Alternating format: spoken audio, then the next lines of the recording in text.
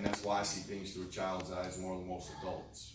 I want to tell you one of the first things that ever happened to me as a kid that still resonates with me today, and when I see faces like this, and I see age groups like this, I'm moved by this group because I know what happened to me as a kid. Anybody know what they want to do when they grow up? Anybody got an idea?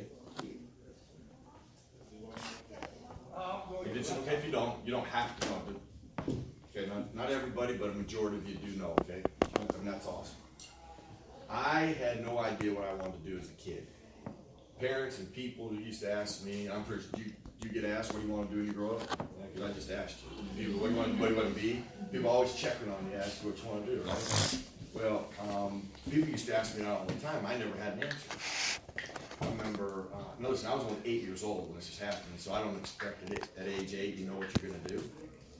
But I remember thinking, dang, I don't really know what I want to do. I don't have that one thing that moves me. Well, I was no different than most kids. I played every sport. I loved all the sports that I played, but I did love football the best. And the reason I love football the best is because of the contact of it. I mean, I was a good basketball player, but I was always fouling out. Because I just believe basketball, I took my football skills to the basketball court, so basketball wasn't for me. I was a great baseball player, but I loved football. However, I had no idea until I walked into my grandparents' house one day and I looked on television, had the TV on, I saw a football game. And I was taken back by it. I had no idea these cats were doing it on television. But here's what was cool about it. I now knew what I wanted to do. I couldn't wait for somebody to ask me, what are you going to do when you grow up? Because I was like, I'm playing NFL. So the first time that ever happened to me, here's one of 4 things that was said to me right away as a kid. Right after they asked me what I wanted to do and I shared with them, they go, oh, Merril, you know how hard that is? Do you know what the odds of you playing in the NFL are? Oh, son, don't throw your eggs in one basket. I don't want you to be disappointed one day. Or it was impossible. Now, I said I see things through a child's eyes more than most adults. Well, the people who were supposed to encourage me were the first ones to discourage me. However, and this is why I go into your age group, it never fazed me. I think kids are resilient. Okay, it never fazed me, didn't bother me, did not discourage me. I still believe that's what I was going to do. And that leads me to my first moment of truth in life, which now this comes down back to what I'm about to share, your responsibility. Because what I'm about to share is you will always know this from this day going forward. So you can never use an excuse going, I never heard that. Nobody ever told me that. I've coached a long time. I have one thing that sits on my desk. When a player walks in, the first thing they're going to see, don't give me excuses, give me solutions. If you can always think like that in life, you are going to be much more productive. Because I can tell you this, here's what a quitter's mentality is. And this applies in business, it applies in sports, you just listen for it. They point fingers, they cast blame, and they find excuses. If you're around that recipe, or if that's the recipe that you start coming up with, I can tell you where you're probably going to go with life's journey. You're going nowhere. But that same person can create the mindset that winners create. The first thing a great winner will do, a great successful person will do, and it's the most important thing you do, self-evaluate. Self-evaluate. Look at yourself. What can you do better? What did you do wrong? How can you do better? Then you create a plan to change things or work on things. And then most importantly, which I'm going to refer to this word a lot, you take action. You do something about your circumstances. Okay, there's not a person in here that's not old enough to understand one's differences. You know it now. Now I'm going to go to that first moment of truth in life that I had. All I'd ever heard as a kid is, oh, you can't do it, it's impossible, it's odds. Now listen, 0.02% of high school kids ever play in the NFL. There's some validity to people going the odds are against you. People said it was impossible. I was smart enough at age 12 to know it wasn't impossible because I've been watching on television. Well, I finally get my own bedroom. I asked my parents if they will create me a wall of cork on a wall. Now you're probably going, why would you want a wall of cork? Because I wanted to be able to do something like this. I wanted to pin up my goals. It's where I start and end my day. So I thought, you know what? what would be cool if I saw I will play in the National Football League on that wall every day? My favorite team was the Pittsburgh Steelers, so I cut a picture of them out.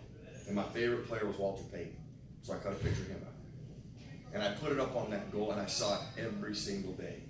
But the first time I ever put it on the wall, what do you think I did? As I sat and looked at it, I was playing the NFL, I started thinking about all those things that the older people, so-called wiser people, kept telling me. How hard it was, the odds, don't put all your eggs in one basket or it was impossible. The more I let those things consume my thought process, I will play in the NFL, nothing more than words on a wall. The more I thought about those things, the more I let them consume me, the more that's what drove me. So this is where, and I call it a moment of truth in life, where my life changed forever. 3 words popped into my head that still resonate with me today. That's actually my second book I wrote. My first book I wrote, the title is Find a Way. The words find a way popped into my head, and here's what it did for me. It inspired action. It inspired me to do something about my circumstances. All those older people and adults that said it was going to be hard, guess what I was willing to do at that moment in time? I was committed to doing the work, to playing the National Football League. Whatever work that was going to be, I was in on it. Whatever odds I was up against, I was going to beat it. I was putting all my eggs in that one basket, and keep in mind, you can have more than one basket in life. You don't have to just have one basket. You can have a lot of baskets. But if you're going to go after something, you have to be all in. You have to be committed to that. So those words resonated with me at 12 years old to a degree that they still exist in my life today. They are part of what I do every day as I'm trying to find a way. So I actually put all my goals down and I put them on the very top of the wall. And if you guys have never done this, I suggest you do it, because if it doesn't work for you, here's what you got. You got words on a wall. There's no damage done, nobody gets hurt. But it's one of the most powerful things I've ever done, because here's what it does. It keeps you in charge, and it keeps you focused on what you're striving for. As we all know, you have bad days. You got days that doesn't go your way. You got days that just discourage you. Well, I live those days every day too. But when I walk in that room, I get reset. I see the words find a way, and then I see I'm going to play in the National Football League. So whatever went wrong that day, I got re-energized and inspired what? Action. I was going to keep doing something about my process. So I'm going to share one story with you that actually was the most significant thing I ever heard. It still resonates with me today. It's the most powerful thing that I ever learned, because it is all about great habits. You ever heard people say, oh, bad habits are hard to break? Yes. Okay, well, so are good ones. Don't ever forget that. You develop good habits, they're hard to break. Now, my first thing I told you how about you, Coach? That's unbelievable. That's prepared right there. That's the first book I wrote. I told you where I came from, but it sends me on a journey. It inspires action. So what does action mean? Do something about your circumstances. Is it easy to sit around and blame people and feel sorry for yourself? Absolutely. Everybody in America can do that. And most people do. But it takes the exact same energy and thought process to figure out, hey, let's make a change. Let's do something about it. And where does it start? With me. So the first thing I start thinking, I'm 12 years old, by the way. I start thinking, okay, who can help me? So anybody here, whatever your dream is, or whatever you want to be, here's what you should be thinking about right now. Who can help you do what you want to do? Who's doing it? Who's really good at it? I may suggest that you go to them right away and go, hey, gather some information from them, ask some questions. I start thinking, who's doing what I want to do? Well, I start thinking, oh, my favorite player, Walter Payton. Walter Payton, can he help me? Now, I'm in Pocatello, Idaho. He's in Chicago. I've never been on a plane in my life. I've never been out of the state of Idaho, so I'm surely not going to go to Chicago, Illinois and find this out. I go to the library. I didn't have the phone and I could Google Walter Payton right now. I didn't have that luxury. I had to go to the library. So I go to the library, ask the librarian to help me out with the process. She tells me to go over and look at a machine about information on Walter Payton. I find out he's going to put out this tape called Winning in Life. He's going to talk about these things: charity work, his family, and how he trains. Well, all I care about is how he trains. So I buy the videotape. I get the videotape sent to me, I plug it in. I'm trying to search for the things that matter to me. I'm a young kid. I'm now about age 15, your age, quite honestly. Because a few years have passed on before I find out he's putting his tape out. I get through the videotape and I come across an interview process. The interview process, the first question the lady asked him, what makes you better than everybody else? That's what I want to know. How do you think I write the script? I want to know what does he do that makes him better than everybody else. Now, does everybody know who Walter Payton was? Oh, yeah. Okay. Now, I don't assume everybody does, so I always share this with you. If you don't know who Walter Payton was, at one time he was the all-time leading rusher in the NFL. He was the greatest player to ever play football in the National Football League. Pound for pound, he's the greatest player. This was always said about him. He wasn't the biggest. He's not even the strongest. He's not even the fastest. He's just the best. Now, I'm going to tell you this, at age 15, that's confusing. How in the world do you play in the National Football League and you're the very best player, yet no, you're not bigger than everybody, you're not stronger than everybody, and you're not faster than everybody? Just think about that for a second. How is that possible? He knows how to utilize his skills. Very close. Utilize his skills. Now I'm going to get to it. He says something as powerful as I've ever heard him say it, to your point. He said, I want it more than they do. Every day of the week. See, the key part to what he said there, it's not wanting it more than everybody else, because I guarantee you there's everybody in here probably wants it more than everybody else. Here's what gets people. Every day. People don't want to do it every day. People don't want to do it when it's really tough, or if their circumstances aren't going your way. You only want to do it when it's working well and it's easy. That is not what made Walter Payton the greatest player to ever play. His ability to want it every day. Now here's what it did for me as a kid. I'm 15 years old. I'm like, that's what it takes. I can tell you this, from that day on, when I heard that, my mindset every day when I played, practiced, or trained, I wanted more than anybody else. I took that exact mindset that he used to apply. Does that mean I was going to be as great as Walter Payton? No. And actually, that was confusing to me too. When my career ended, I was like, man, what a bad career I had. I kept looking at comparing myself to Walter Payton. And then it dawned on me one day. I was like, wait a minute. I just didn't have the skill sets of Walter Payton. But you know what I did? I have peace with. I got everything out of my God-gifted abilities. I maximized everything I had because of that mindset. So what I'm ultimately getting at too is, if you do that for yourself, here's what you're going to have. You're going to have peace. You're going to have peace because you did your part.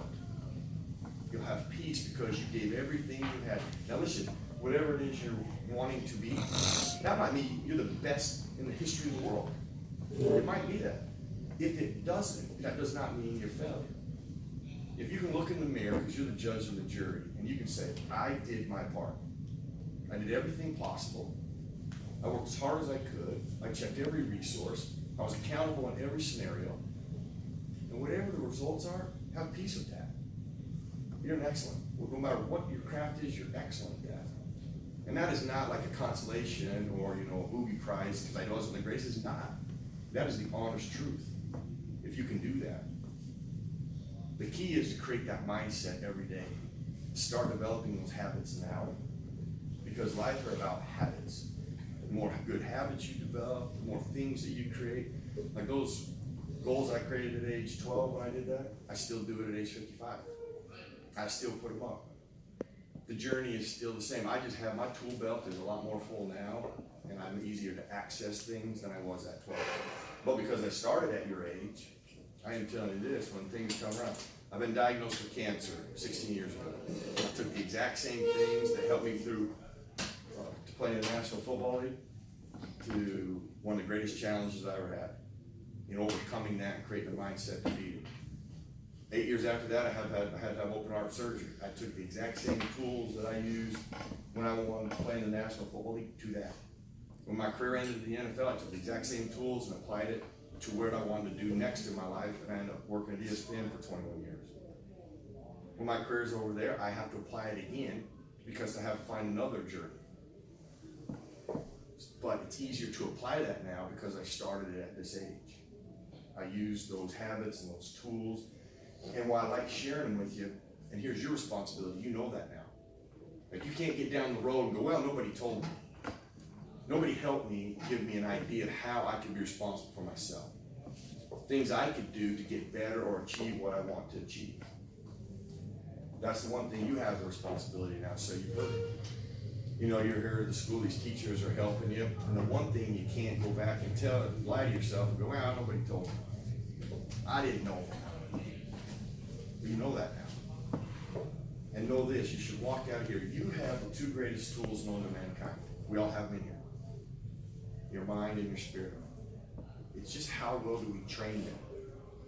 You know, life comes down to this. I'm gonna leave you at this. And you think about this a lot because this is true. Every day it's a battle. But the more you develop habits to help you win in what I'm about to say, the more successful you're gonna be and the more peace you're gonna have in your life. Do you control your mind or does your mind control you? Yeah. So how do we control our mind? One of the great things is writing something down when you start and end your day, because that helps you focus on what it is you want to do. So my thought process right now goes to what I'm trying to do every day. This is what I want to accomplish. You can't just remember it. I'm just going to tell you that. I mean, I can't anyway. And our minds work all the time anyway, so why don't we feed them with all the things we're striving for and that we want? We got enough things that are negative from TV and media and stuff and people. So how can we offset that? How can we get our minds working for us and our spirits working for us?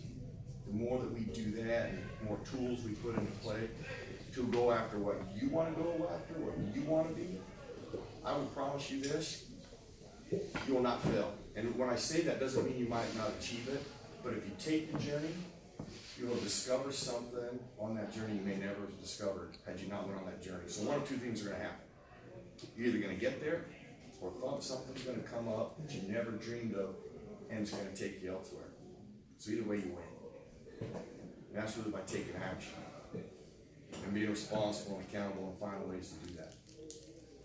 So I'm going to close at that. I don't know if you guys had any questions, but I appreciate you giving me the opportunity. I am passionate about this age. I hope that, I know it's not been in those seats.